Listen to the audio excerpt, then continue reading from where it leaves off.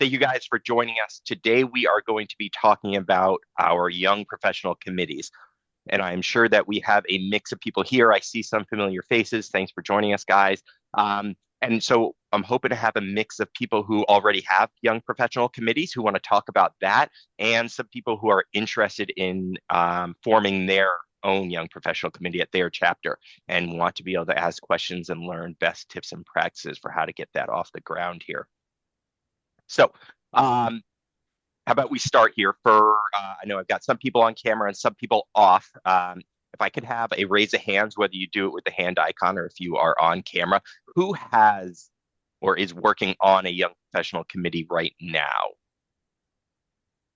Okay, it's a good group of hands.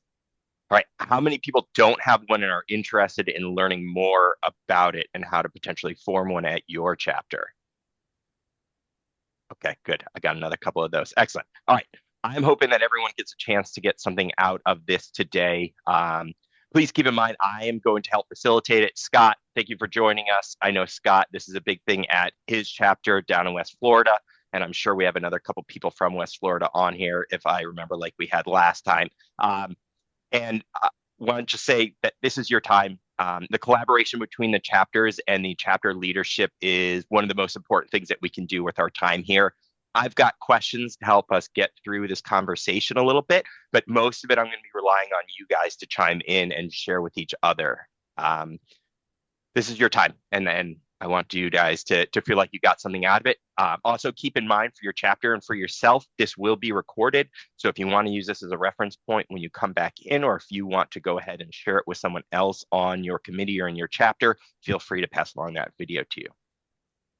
Excellent. All right. So now that I have an idea of who we have in here, I want to start out by talking about something new, something this year. So we're 2.5 months into this year already. And I know some of you hit the ground running for the new year. So has anyone had an event yet this year that they've done with their young professional committees that they would like to talk about, that it went well and that you want to share success from this year?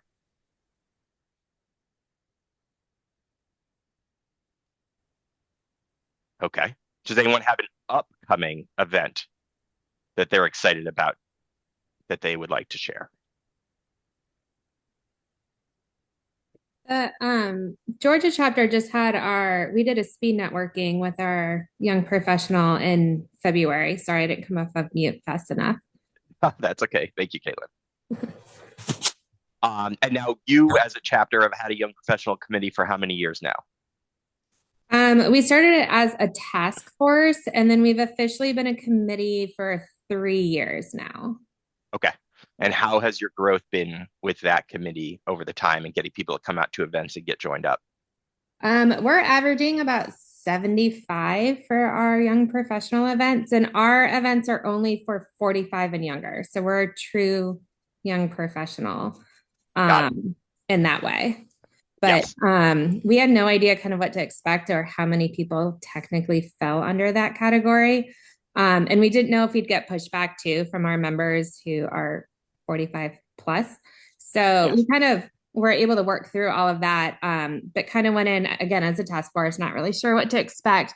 But it's been massive. We've seen a huge jump in membership from that and kind of more companies getting involved in different ways. And then we've also watched, we literally had somebody turn 21 at one of our events, and was a man, just him in a truck basically, and he's now a $3 million company in like those 3 years. And he's gotten really involved. So it's been really cool to kind of watch it from that perspective too. Sure. Yes, that's awesome. That's a great success story. Thank you, Caitlin. Now, I know this is something that we've talked about on previous calls, and the term young professional can be used in lots of different ways depending on what you are gearing up for your chapter. So I know that is a part of it. For those who are going to share, who have questions about it, please let us know what yours consists of if you would like to share that. I remember from some last time it was like 39 and down, others were 40 or 45. I know one chapter, I can't remember off the top of my head, was saying that it's just as young as you feel, and that they weren't necessarily restricting it to age, but looking for people who were enthusiastic about getting involved. So that's great. Excellent. So, starting off as a task force, has anyone had a young professional committee for 1 year or less that wants to either share something that they've been learning as the process is going on or have questions for some of the more experienced chapters with this? Our young professionals in Nevada has been going on for a little over a year now, but we're still running into the problem of finding our identity. What kind of events are should we be doing? Um, we have a lot of different committees in the Nevada chapter, so it Mhm. seems like every event that we try to put on seems to step on the toes of either the events committee or the networking committee or membership committee, education committee. So we've been running into the issue of, well, what kind of events should we be running? What do we do as the Young Professionals Committee that doesn't step on anybody else's identity? Certainly. That is a great question there. Now, following up on that, Tyler, thanks for sharing with us. Now, for you guys getting started here, did you have like a committee charter? Do you have a goal that you set in place that's saying we want to do this because of this for our chapter?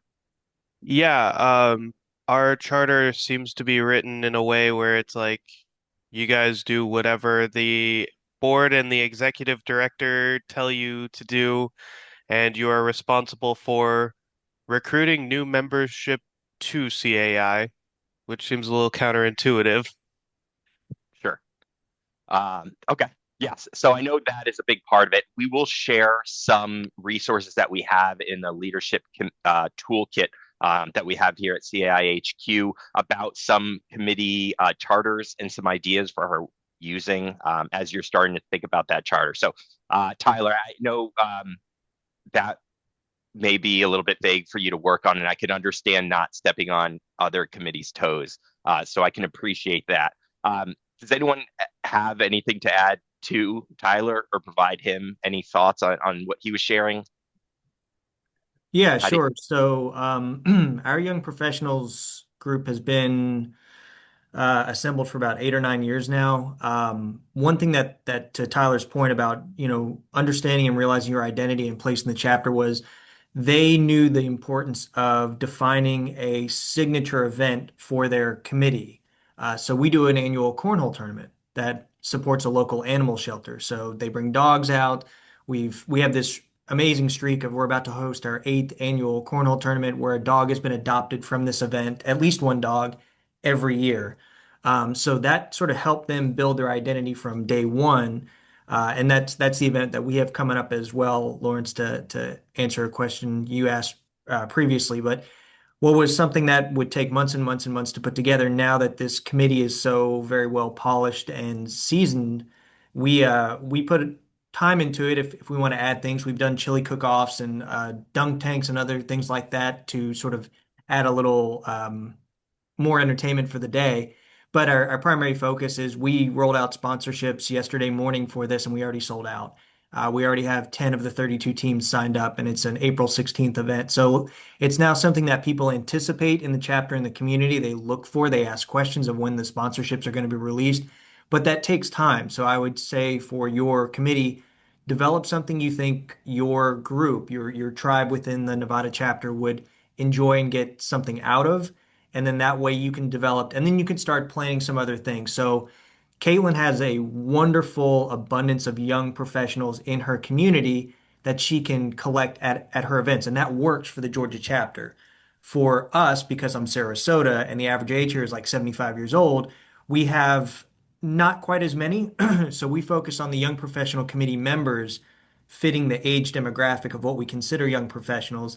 But our events are to the entirety of the chapter. And we do things like understanding and actually processing how to implement AI, within your work programs. We do mimosas and mugshots, which is like a really popular asked for thing of on a Friday afternoon. We go to a popular brunch place and we offer complimentary mimosas, and there's somebody just in the back room taking pictures where you can get a complimentary headshot. So you don't have to overthink it too much.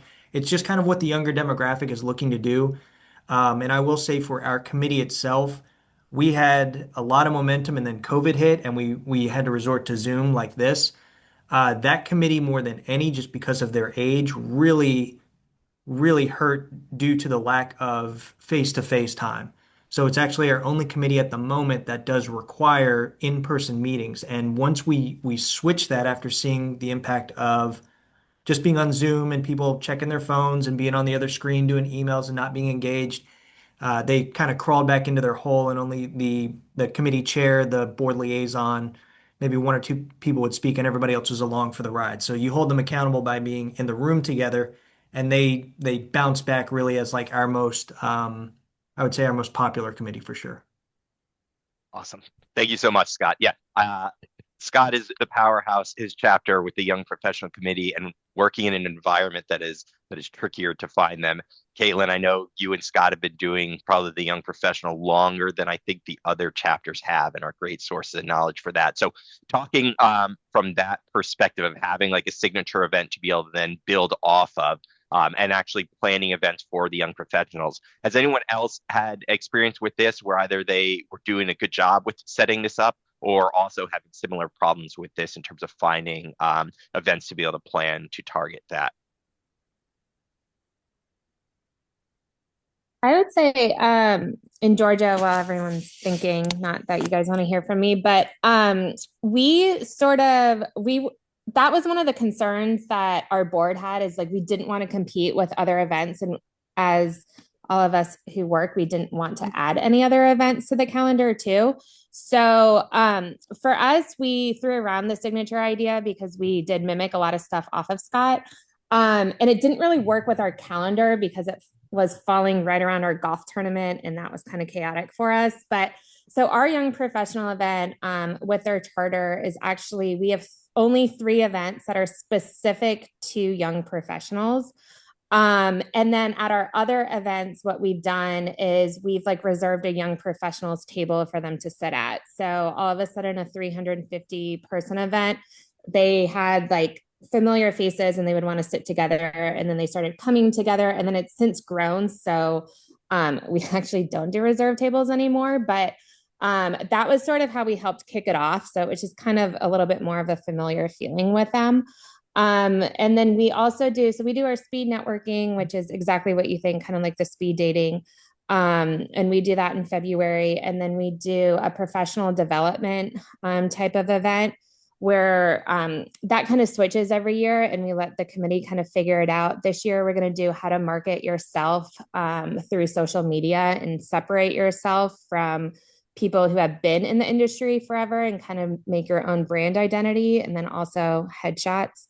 Um, and then we do just a pure networking like at a brewery. So that one's just very easy. And we have basically one a quarter, 3 events though, but that's sort of how we've done ours. And then we also encourage our young professional committee to make outreach within their group to invite to some of our larger events. So that's sort of how ours sort of had this grassroots effect, and it's made a massive difference at our larger events. So we aren't competing, it's more of a synergy.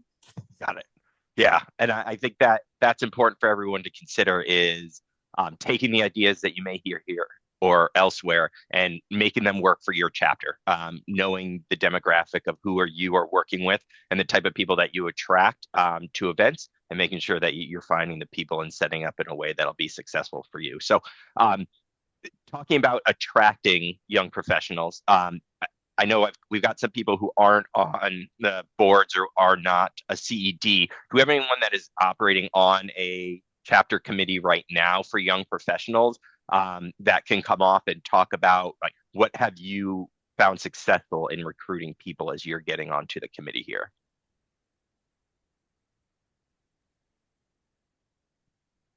Anyone want to join?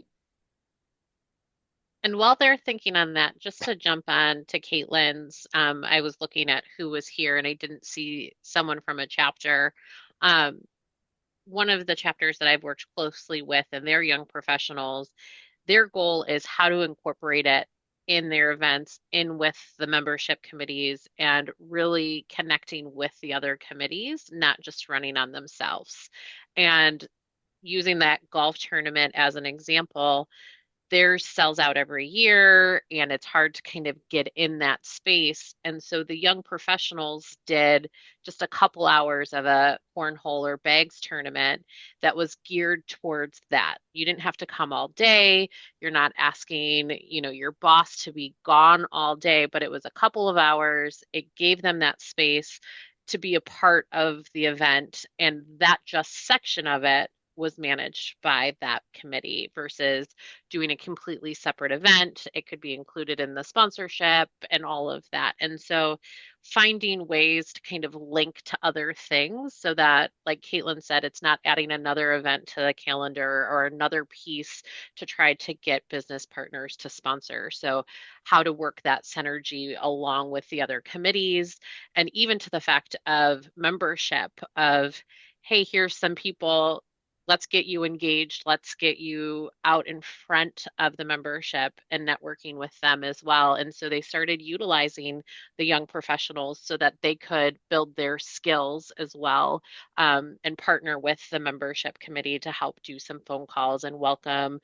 connections to those new members so that it's helping them get that skill set for their professions too. So again, think about the synergy you can work with the other committees with.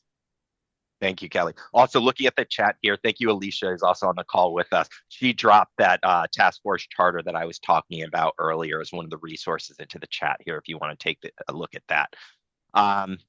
Sarah, did you come off mute? No. No, okay. Erica, could I call on you? I know it sounded like you don't have a young professional committee. Is that correct? Correct. Okay. And where are you in this process of thinking through either forming one or starting? Where are you at on the timeline? This is the first I've heard of it. So we're at the very, very beginning. Okay. I think you've got a couple other people that are on the same page as you. Do you have any questions then for someone starting off at the beginning here and just hearing about it, about where you even start? No, because I think this is a good idea. Because I mean, especially having been a young professional, I started, in the industry when I was 20. And having like that network of people, that's honestly what helped me survive as a community manager. And I feel like they have that less and less these days. So I think this is the perfect opportunity to kind of give them that space if they don't have that within their own offices, because of a lot of people are now hybrid or working remote and you don't get that same connection. So I think this is a great start and a template, and something I'm going to take back to my board to talk about. Okay. How about for those with the committee, talking about that charter piece, and that, what you are looking to achieve? Does anyone want to share theirs? About how the charter reads for what your purpose is. So, how you have your identity and what you're working on. I'll say for us and Erica, I think an important element if and for anybody who's looking to bring this on, I think Caitlin would agree too. Having a member of your chapter who fits the mold of a young professional that's willing to spearhead this process is equally as important as that foundational program, because they can represent, especially if they have a presence in your chapter, to recruit people to show everybody what this opportunity presents to them. And we don't, what we don't have in the scope necessarily, but is part of the goal of this committee of ours of young professionals is it is giving a platform and an opportunity for specifically business development people who might not be the face of their company, like at a law firm, a young attorney, but there's already a seasoned attorney in your chapter who does the presentations or the CEUs. They're kind of there waiting for their turn. This is their opportunity to put their name on something like an event, get recognized. We always thank our committees at our monthly meetings of, hey, everybody stand up on the young professionals. This is the group that brought you the cornhole tournament last month. They get to talk about their events. We always say, if you have any questions about how to get involved, talk to these members of the chapter. So they're now seen as experts, and it gives them a little bit more of a boost of confidence in a crowded room where they're used to kind of being the second or third person of their company. So that's another way that we've seen even members of my board who 3-4 years ago, I have an attorney on my board. She was quiet as a church mouse, and now she's on our board. She's probably going to be our president-elect next year. And she has a very strong mentor at her firm who is a past president and a very type A person. She being the person on my board now has really come out of her shell and gone out of that person's shadow a lot due to her presence and impact on the young professionals. Thank you so much, Scott. Cameron, I saw your hand go up. What you got? Yeah, so we at the Washington Metropolitan chapter, we don't have a young professionals committee, but it's been something we've talked about internally last year about we want to engage those under 40. So we started just kind of small with we have a leadership lab series. So we have 3 leadership labs that are spread out across the year. Our first one's actually coming up March 18th, and the title of it is To Be Adaptive. And we have a great professional who's she's at the top of her game. She works for Northrop Grumman, and we intentionally wanted to bring in people who were not in the industry, but a leader in their industry. So we are hosting it here at our chapter office. It's like 30, we can hold about 32 people, and it kind of sold out immediately. But I don't know if we marketed as, and it's free. We don't know if we marketed it as something that was meant for young professionals. So maybe that's a lot of kind of our verbiage that we can use for the next 2. And then also we had a career fair last year, and we got some really good data about people who were coming in that had, maybe 0 to 2 years work experience. And so we were trying to convert them to our industry, but, kind of we've had them in like a little bit of a limbo state because they don't necessarily work in our industry, but we don't, we kind of didn't know what to do with them. So I think this kind of programming really will help us with that. Awesome. Thank you. Sarah, your hand's up. What do you got? Yeah, I was just going to ask on that one. That's actually something that I would love to kind of explore, piggyback on this, is the career fair. And I'm sure other chapters have done it, and it would probably be pretty close or similar to add into something like this. I love this young professional idea. So my wheels are kind of spinning on that. But the career fair I've always been interested in. How have other chapters been successful at this?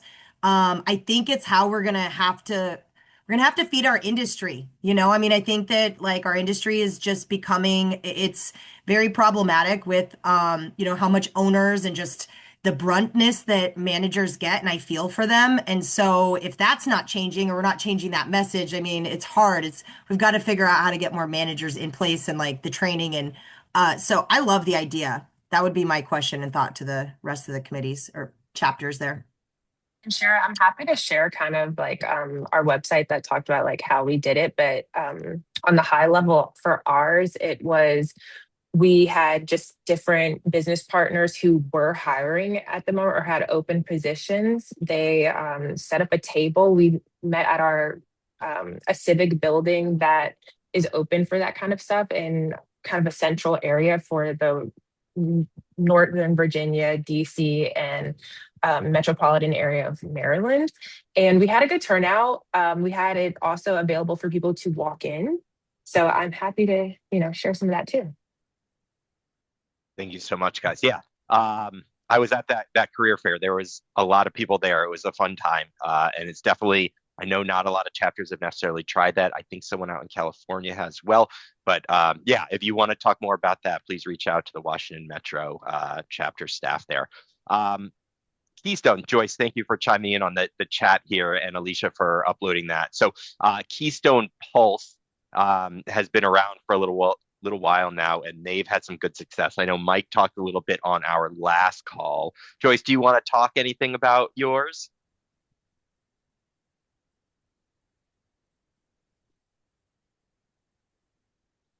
Oop, do you still have you on mute? There we go. Couldn't find my mute button. Kayla is on Hernandez. She's our committee chair this year.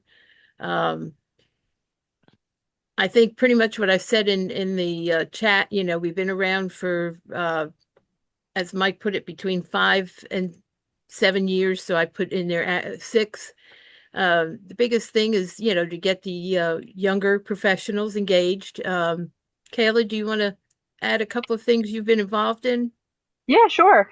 So we've been around, like Joy said, for a few years. I've been a part of polls. This is my fourth year, first year as chair, and it's been kind of interesting because I came in and it was like we were still recovering from the effects of COVID, like people said. So it was like, low attendance membership, and our goal the last couple of years really is to try to nail down, what makes people come to our events, what makes a successful event, how do we increase our attendance really at our events.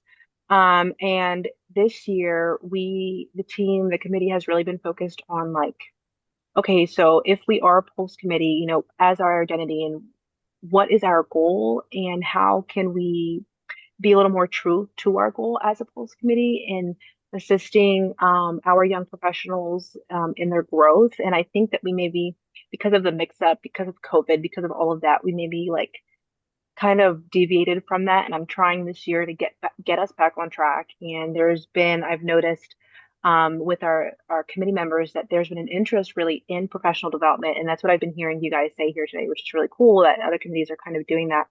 That there is an interest in like You just figured they weren't going to answer. Well, I was talking on a. Got him. Sorry tailoring. about that. That's okay. That's okay. Like tailoring our events to more professional development, etc. So we haven't had an event yet, but hopefully I come back next year and have some some experience, success, and see what went right and etc. So yeah. Got it. Okay. How have you guys done in terms of keeping people on the committee? You said you've been on it for now 4 years?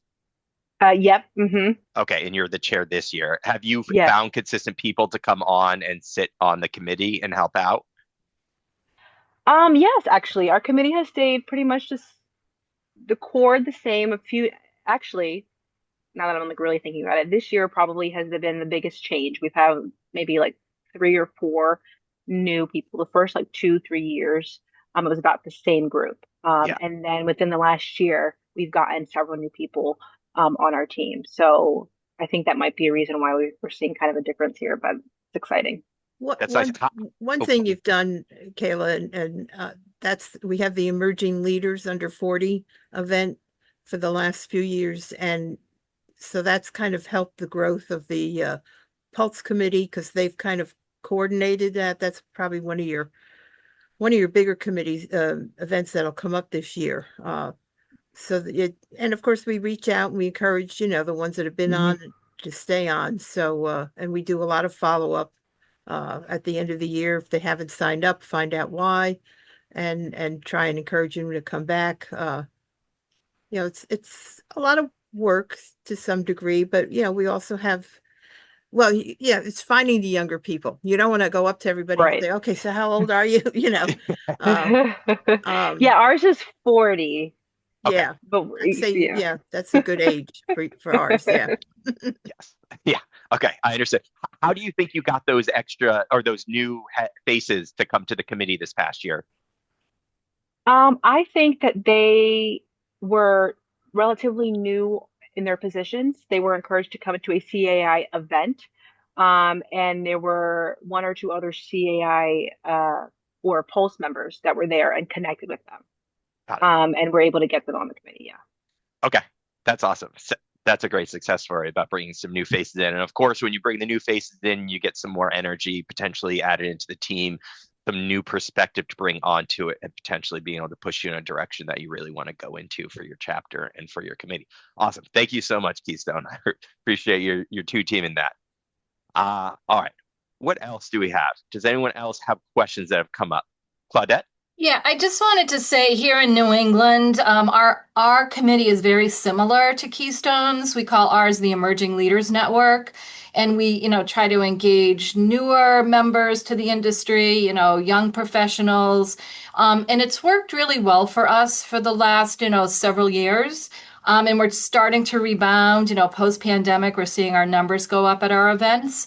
But what we're finding is that we're getting more of our business partners who are younger to the industry attending, and managers are finding it's more difficult to make time to come. So last year we implemented, or we started a program where we do an hour of education, right? So they have the CEU. So some of them are looking for CEUs. So we did, in fact, get more managers by offering, a short education component in conjunction with the social and the networking. But this year we've had a number of requests from people about making the event not so much geared around, cocktails and networking. They want kind of a non-drinking event. We've done a cornhole, which we'll continue to do. That's a really successful event for us. We do a golf tournament. And last year we held the event at a brewery, which is pretty popular here. They had cornhole there. They made their own beers, and everyone seemed to get into it. But this year they're asking for something like less centered around the drinking. So, I guess I'm reaching out to this group to see. I know, Scott, you said you do, the dogs. I don't know if there's any other ideas and things that you're all doing that aren't so centered around drinking that you could share with me. I think sports outings are great. We do a baseball game every year, and even though it's not targeted to young professionals, I mean, we sell it out every time. So it's a mix of like sports, and it's like everyone loves baseball, whether you know what's going on or not. Yeah. A good idea. We've done our young professionals. They did an AI program last year where they brought in a speaker. They're going to do sort of a part 2 this year on the actual putting AI into application based on the concept of you're not going to lose your job to AI. You're going to lose your job to somebody who knows how to use AI. So, we want to teach that. For our 30th anniversary of the chapter, our young professionals were responsible for inviting past presidents to a luncheon that they quote unquote hosted, even though we picked up the tab, but it was a sponsorless event. We put it in the budget. We had 16 or 17 of our past presidents come out to a luncheon at a nice restaurant, and our young professional committee chairs at the time had a chance to speak to the group. So it was sort of building a bridge of the gap between the difference in generations. They've done how to write and submit CEU programs in the state of Florida. We have to get our classes approved by the state for CAMs to receive credits for their license.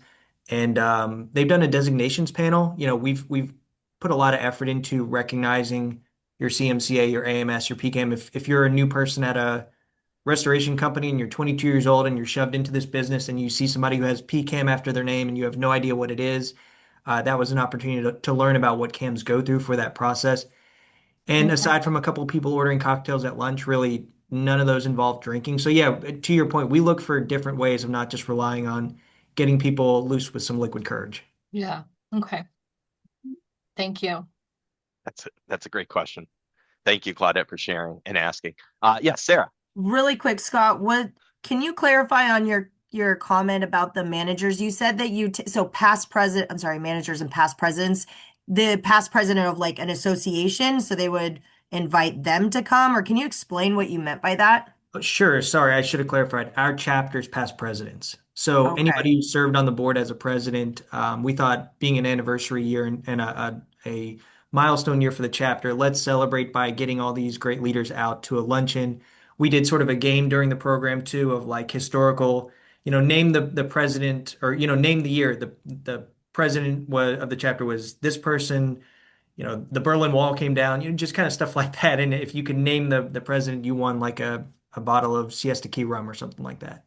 Yeah. Okay. And I guess to do that, it helps the young professionals or the people having to invite somebody to like get the tribal knowledge that those past presidents have. I mean, I'm just trying to think. I've been in our chapter quite some time, and I can go back and, I know the presidents there, but some of them aren't around anymore. Some of them it's just like, I guess I was trying to understand more the concept of this and where the benefit lies for this. I like it. I just didn't understand it. Yeah, for this, it was more about recognizing leaders of the past, especially those who might have fallen off for a little bit, and get them re-engaged. Like, hey, if you haven't been to a CAI event, if you've passed it along to the next generation, we're still doing some pretty cool stuff, and we would love for you to come back, and we want to recognize and appreciate you.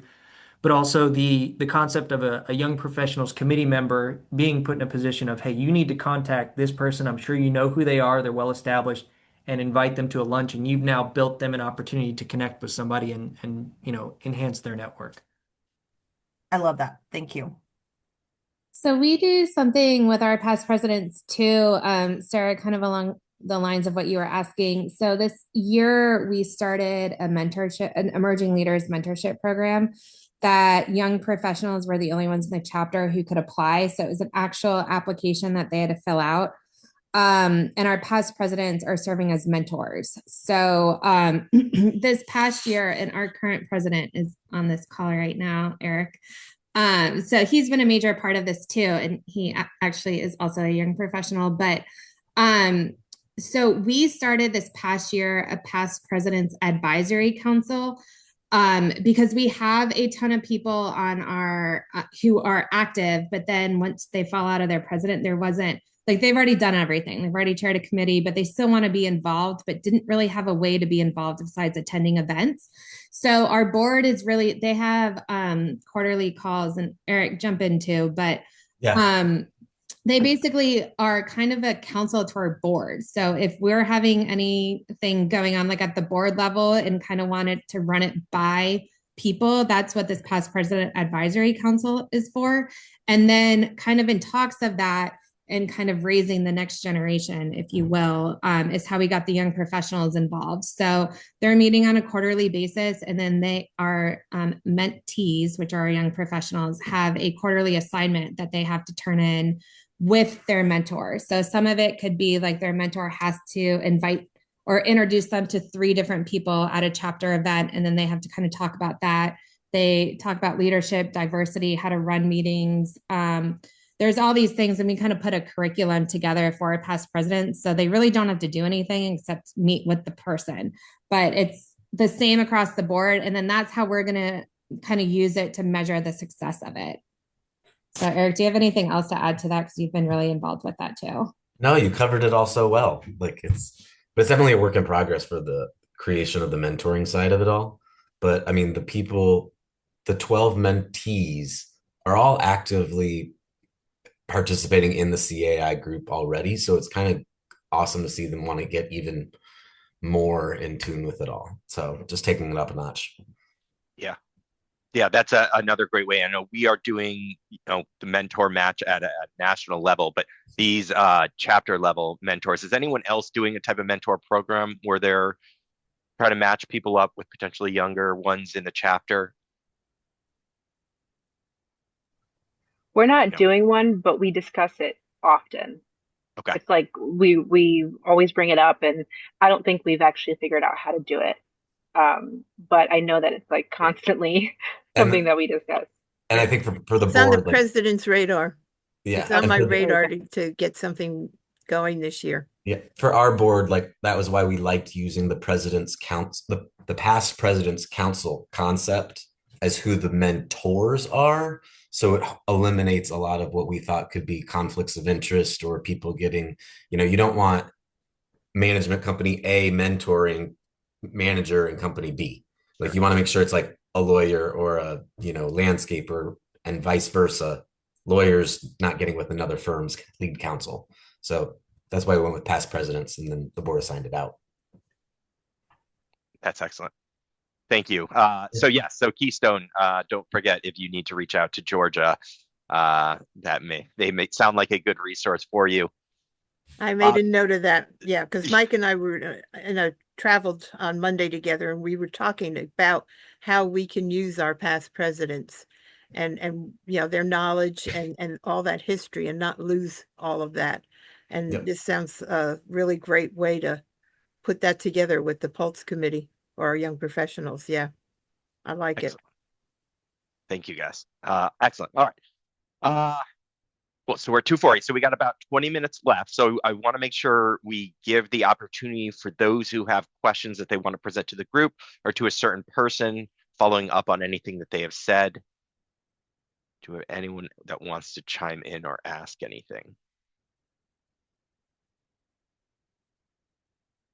Yes, Robin, please come off mute. I put a couple of, and I'm sorry, I had come a little bit late. We have our quarterly luncheon tomorrow. So I was doing things and I lost track of what time I needed to hop on here, but I apologize. I don't think you guys have covered these things. I kind of just put a note in the chat, but I was wondering two different things. Has anybody talked about having events where kids or families or spouses would also come? That's come up a little bit in some of our conversations in our social committee, where sometimes people do want that and sometimes people don't want that. So I was curious to know from the hive mind here what everybody thinks. And then my second question was totally unrelated. I was just wondering if anybody had found that doing like a study cohort for any credentials was a way to engage young professionals. So two totally separate questions, but do with that what you may. Yes. I've spoken too much. So Shannon, please go ahead. Scott usually asks me. Thanks for You've had a ton of great information, Scott. The Southern Colorado chapter does do an annual family event. And actually, I'm glad to know that this isn't necessarily a CAI requirement. We were kind of curious about that. We have historically done a family event in the summer that includes spouses and children. However, we have found that it's become increasingly expensive and not very beneficial for the chapter. We initially had gone to places like the zoo, which was great and families love it. That got too expensive. Then we did kind of like a rodeo event, and that was fun and not too expensive, but also had some elements of it that families weren't inclined to join. What we're doing this year is we've got like a semi-professional soccer league out of Colorado Springs, and so we're doing an event there. But again, it's just too expensive, and it kind of puts our committee, which is the special events committee, in the red as far as what benefit we're also bringing to the chapter. So I think it's kind of a catch-22, depending on, if you can find things that are affordable. That's a good point. That affordability is not something I'd considered here.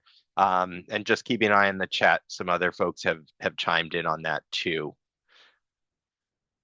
I'm going to jump in for a second, Lawrence, because I saw Erica posted this in the chat around hikes. And I know several of our chapters have done that of a morning hike. And again, it's open to if you want to bring your families, if you're not, and it's low cost, low lift in terms of volunteers, especially if you have someone who's into that and they're more than willing to kind of lead that effort.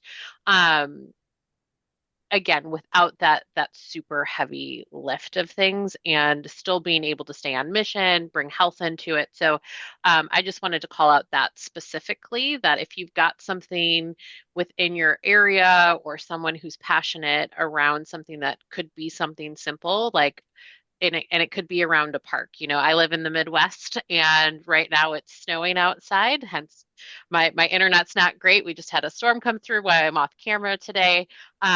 But we just had a nice day and we knew that nice day was coming during our fake spring here. And so that would have been great to be able to say, hey, let's everyone meet up if you're available and do a lap around a park or, get outside for something. And so I just wanted to call that out because I love that without taking away a lot of other efforts that the chapter is working on and other financial pieces for you as well. Sorry, Lawrence, go ahead. No, please. I was just going to say, we talked about collaboration and getting young professionals opportunities to work with other committees. So our young professional committee and our business partner committee teamed up and did a fall festival last year, which was designed for specifically families. So we encourage people to bring their kids out. To something Erica mentioned in the chat, there was a trunk or treat where companies paid to bring their company cars out, decorate them. There was a winner for best trunk or treat vehicle. They handed out candy. We had cornhole boards, of course. We had ring toss. We had all these games. We had somebody coming out doing face painting. We had a magician on site. There were sponsorship opportunities for all of these games. And it was just really a good time for the community. We had a company that brought out their mobile kitchen, which is essentially just a food truck, but they serve food throughout the night. And we learned a lot from the event. We'll do it again next year, and that committee learned to work with the different committee, and that's a whole different dynamic, right? When you're taking sort of a task force, a handful of people from each committee to work together, you're starting to showcase the skills and the information and the time it takes to do that instead of just being in your comfort zone with your own committee, which is already established. So it was great, and we look to do it again. And then early on in the conversation, we talked about do these events step on the other toes of other committees? Something that our young professionals do, which is part of the pillars of the committee of what it's supposed to accomplish, is giving back to the community by doing charitable events. So they have, even at our upcoming trade show, they built their own flyer based on our marketing material, but it's, hey, we're doing a middle of the semester school supply drive. So everybody's going to have pens and notepads at this event at their booths. Donate them and bring them to a young professionals booth, because then we're going to take them to a local school that we know is in need of supplies. And they're going to collect items for about the next month or so. That's a team building exercise that they have to do on their own time. They don't go through me. They've collected food. They've sponsored families throughout the holidays where they collect gifts from other members of the chapter, but they do the ask within the chapter, whether it's at a chapter breakfast or through an email campaign. And then that's something that they do, which isn't necessarily an event, but they have to communicate with each other, and that also helps with their team building. Love that. Della had a good question here. I know we talked a little bit about the job fair there, and Della's talking more about targeting college age or recently graduated. Has anyone else and their committee thought or have done anything with this group of people in mind? Sorry to talk again. No, please, Scott. We're in the midst of, because we've already pitched it to USF, but I think that was too big of a university. We've done some research in the state of Florida for specifically community managers. The average age in Florida is between 29 and 49. So why isn't that industry being introduced to people in college or, in school still? So our idea is to create a 12-month certification program at a university, whether that's Suncoast Technical College or State College of Florida, whatever it is, where people can do as an elective essentially. And if they accomplish that and they receive that certification during that process, what we want to provide and connect with the university is being the educators. So we'll have members of our chapter go in and teach portions of what it takes to be a community manager. Our management companies have agreed, if we get this off the ground, that they will offer internships and shadowing programs. And it serves them a purpose too, right? Because for Florida, you take a 2-day seminar and then get your fingerprinted, and now all of a sudden you're a licensed CAM. Well, if you have a kid who just went through 12 months of education and interned at your management company and does that same process and get licensed, you're probably going to pick that person other than somebody that you just found out got their license after 2 days of studying. So there's a lot to go there, but we're keeping it open. I've created a task force of a couple management company owners that are helping spearhead this project. That's excellent information. Thank you, Scott. And Kelly, also, for those of you who are thinking about getting involved with career fairs, whether you have a young professional committee or not, we do have resources available to you for you to be able to use and take with you to these shows. Can I throw this one out there? Anyone have a challenge, the biggest challenge that your young professional committee is facing right now that you want to share or get any ideas on?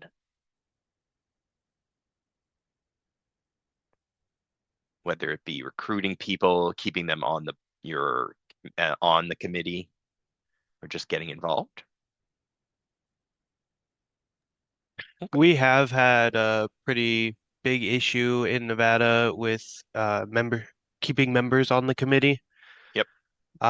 Whether members move up in their respective fields or their workloads just get a little too much.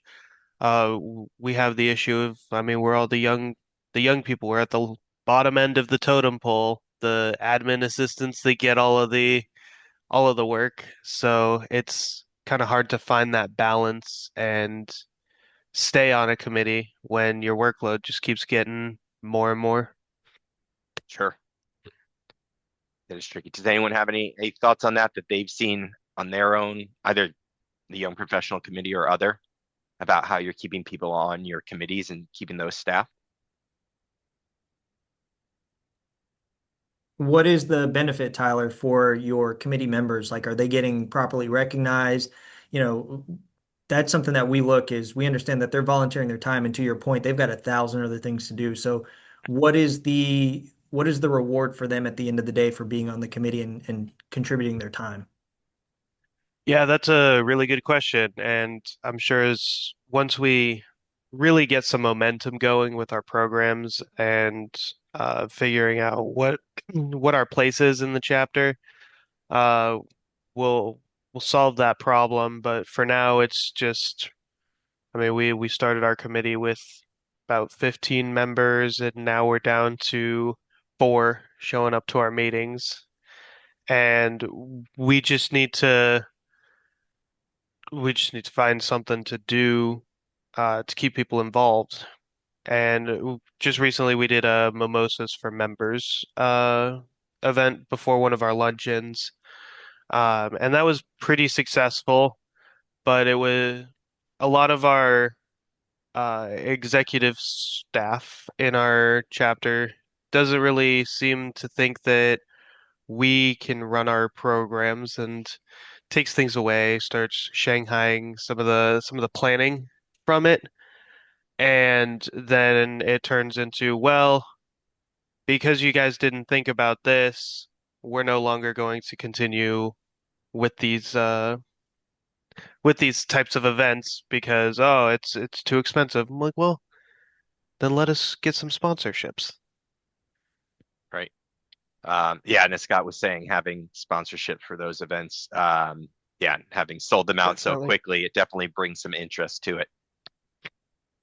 Thank you, Tyler. I know just having that value proposition for your committee leaders, beyond their excitement to get involved and being able to keep them past that first year or so, what is it that they're getting out of it?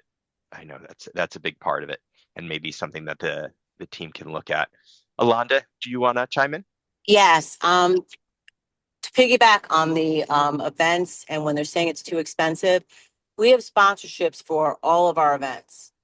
And the reason why I think sometimes some committees don't know how to actually work backwards when it comes to an event to finding out what is the cost. Okay, then what do we need in sponsorship to be in the black or to just at least to break even?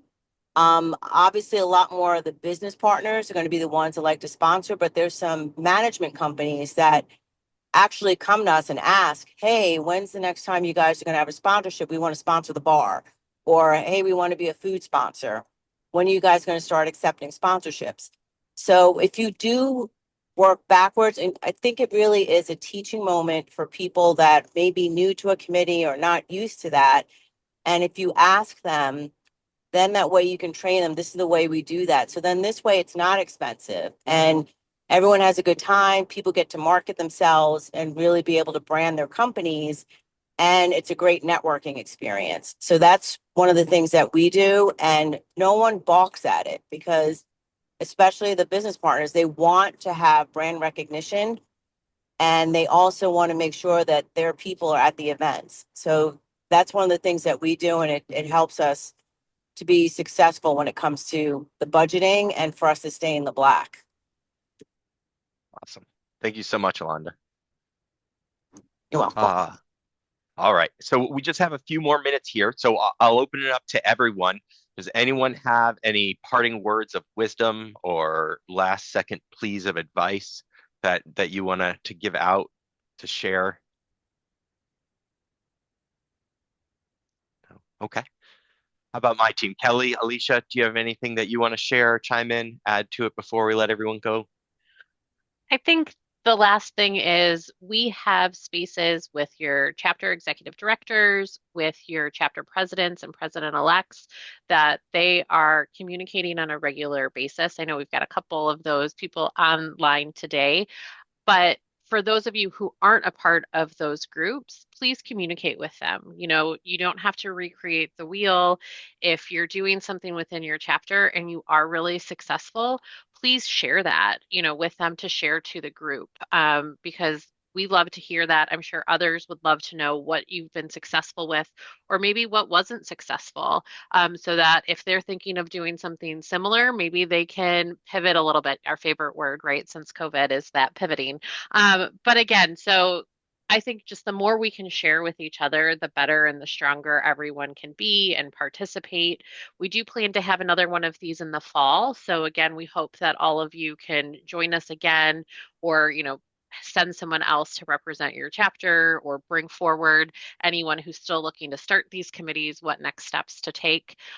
Also, additionally, we will be having a session in our chapter leader lounge during the annual conference in June that will focus on the Young Professionals Committee. Scott is local-ish to the area, and so some of his young professionals will be attending the conference, and they're going to come and we're going to provide space to talk about, you know, how they got involved, how it's helped them with their careers, both and also personally, and to be able to, again, provide that space if anyone's looking to get more information about starting one, how to do so, how to get that engagement. So for any of you who are at the annual conference, we will make sure that you have that information as well. Or if any of your other colleagues are there, please feel free to share with them if you have a committee or interested, to send them over when we launch that closer to conference of when that will be taking place. But we really want this conversation to keep going. And so we thank you all for participating, sharing your knowledge, sharing what you're looking to do.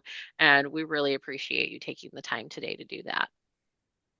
Thank you all for joining us. Special thank you to Scott and Caitlin for all of your knowledge and sharing with everyone else. Thank you guys for your time today. Again, we will have this posted as a recording, and we will have access to all of the links that we provided available to you. And again, thank you for your time. Have a great afternoon, everyone.